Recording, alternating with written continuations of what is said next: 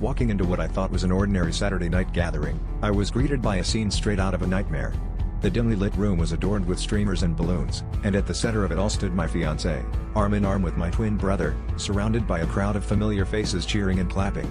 The realization hit me like a punch to the gut. This was their engagement party, planned and celebrated in secret.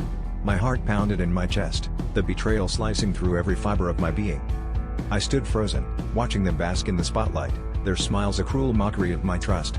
Their eyes finally met mine, and I could see the panic ripple across their faces. My twin, the person I shared my childhood with, the one who knew my every secret, had been sneaking around with the one person I thought I would spend my life with. I felt the room closing in on me, the whispers of the guests turning into a deafening roar. I wanted to scream, to confront them, but the words choked in my throat. Instead, I turned and bolted out of the house, adrenaline and disbelief propelling me into the cold night air. As I walked aimlessly through the quiet streets, the weight of their betrayal settled over me like a suffocating shroud. Memories of their strange glances and whispered conversations flashed before my eyes, the puzzle pieces of their deceit finally clicking into place.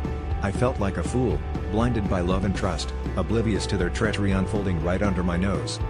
The reality of their engagement forced me to confront my reflection in the shop windows I passed, a stranger staring back at me, broken and betrayed.